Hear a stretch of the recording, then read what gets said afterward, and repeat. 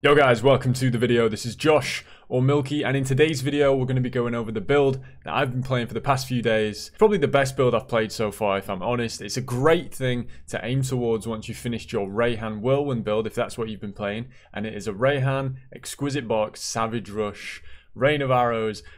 The whole screen explodes and you don't even need to press any buttons. This is a very fun build and certainly something to aspire to get to. But it is more expensive than the other builds that I've done so far. So now we're going to be going ahead with all the endgame juicy builds. Enjoy the video. So coming on into the game, as I did mention, it is a Savage Rush build, but it does utilize Exquisite Box. And if you're not familiar with Exquisite Box, essentially it allows us to automate a lot of the skills on our hotbar. But the most important one is this 5th slot, which allows us to trigger Rain of Arrows. Now, because of the hero trait that Rehan has, which applies the burst, which counts as a hit, they go back and forth. Now, Exquisite Box on hit will cast Rain of Arrows. And then when Rain of Arrows hits and it crits, you will burst. So then you hit with the burst and you Rain of Arrows, you hit with the burst, and it's an infinite loop. So here's what happens. I simply hit once, and then I never have to press another button, because the burst and the Rain of Arrows just constantly goes.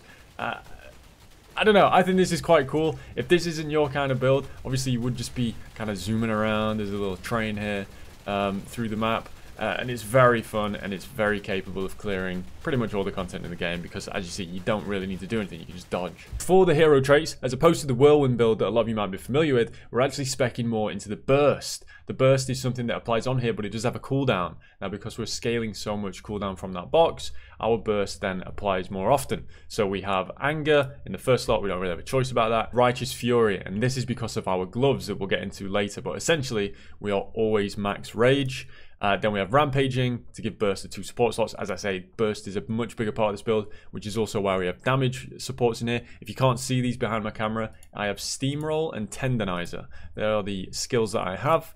Then we have tunnel vision and then reverberation in the final slot. Now, because we're using a box, obviously we've got to be quite particular about the skills we use. Which ones do we want to trigger often? Now, currently, I have it so that I'm triggering a life source. Now, this is mainly because I've been experimenting with Trials of Might. They're a bit rippier, so I've gone with life source. You could easily change this out for something else. Maybe you want to go with delayed pain, bloodthirst, fixate, maybe a curse if you want to do it a bit differently. But I've chosen to go with life force simply because I'm doing Trials of Might, and I find this to keep me alive more often. But then our main skill, Savage Rush, it is a 6 link. We have guard, cost conversion, we'll get into why later, added fire damage, or added erosion damage, and hardened. Now, we have added erosion damage and added fire damage because they give us base ignite and base wilt damage. And this scales with some of our talent points. Basically, we're going to be applying all the ailments, and we're going to do more damage to the target for each kind of ailment on them. So this works out brilliantly. Leap attack, pretty standard. Quick mobility, periodic burst, cost conversion.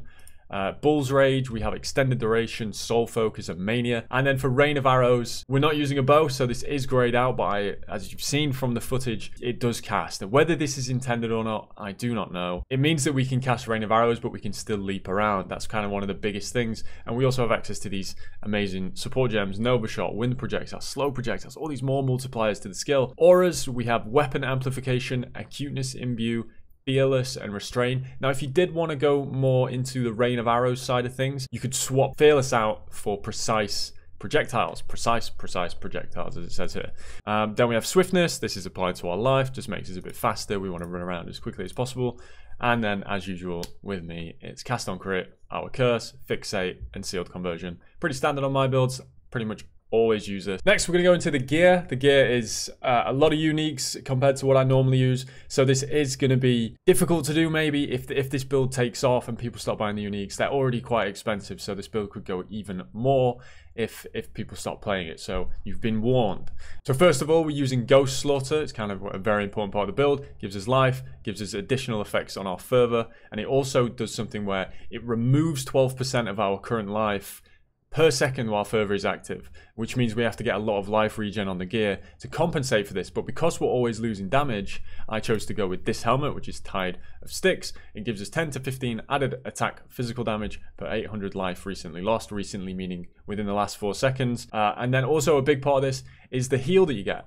Every 4 seconds when your life is not full, you get a big heal, 42% of your life. It means that that life source that we were using because of the Trials of Might, if you're not doing Trials of Might or you're not doing rippy content, Tide of Sticks is going to keep you alive all the time.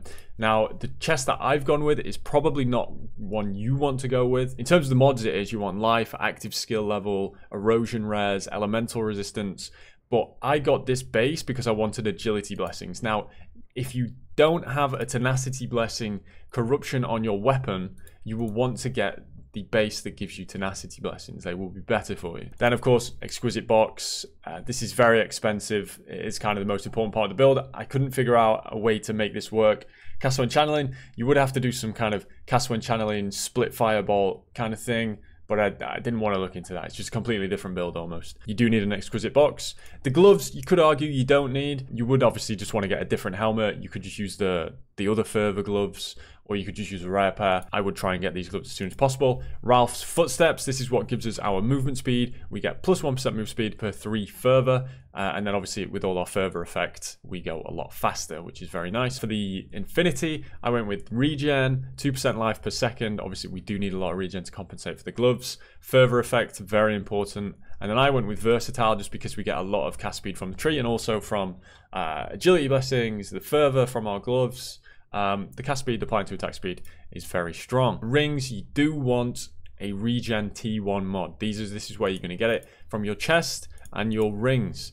This means that you're gonna completely nullify the negative of the gloves, and then this is also a great place to pick up all your resistances on your rings, and you can get some melee damage and some flat damage if you so choose. Obviously, you could go further. You could get ominous mods and restless mods. I just haven't chose to take it that far yet. And then the weapon, the important thing, there's 2 ways you can take the weapon. If you were to craft this yourself, you would settle for either Explode on the 6th mod. You can see here it's Focus Strike. Do want Focus Strike. It is the better talent because the Explode doesn't feel as good in this build. I have tested both. You want AoE damage, flat gear fizz, percent gear fizz, crit damage, and very importantly, additional attack speed, cast speed, and movement speed. Again, versatile, scaling the cast speed, and then the move speed, obviously because we're a running around build, the move speed is so important. And then finally, for the talents, I'm only going to go over the big talents. As usual, I will include the smaller talents in the description. First of all, we're in the God of War tree, and we have Brutality because this build only deals physical damage. We're scaling that Rain of Arrows damage and that Savage Rush and Burst damage. Then we want Endless Fervor, so we have more Fervor effect. Lovely stuff. We get more move speed, attack speed, cast speed. You name it, we get it. Blunt, we just completely ignore armor, so we don't have to get any of those points on the tree, which is great stuff. Flash of Brilliance, 3% chance for triggered skills to deal double damage per 4 fervor rating, which is what, 75% chance to deal double damage. Sure, I'll take that. And then Warlock, we have Merciless, which applies our attack speed and cast speed stuff to cooldown, which means just triggering Rain of Arrows and our Burst even more. We get so much benefit from cooldown in this build. And finally, Dirty Tricks, which I did mention. That's why we have this base damage to our Wilt, Ignite, Bleed. This means that we're applying more ailments to the target, and you'll see from the tree if you look in the description why that's important. So thank you very much for watching. This has probably been my favorite build of the league so far. It seems like I'm saying that every build, but this one I'm definitely gonna upgrade with all the corrosions. I want to see just how far I can take this build. I will still be making other builds. I have a Thea build planned that I've been working on, kind of a similar vein to this one but a bit cheaper, so keep an eye out for that. I'm sorry this one was so expensive, but it's getting to that point in the league for me, but I hope you enjoyed it regardless, and good luck farming. Bye bye.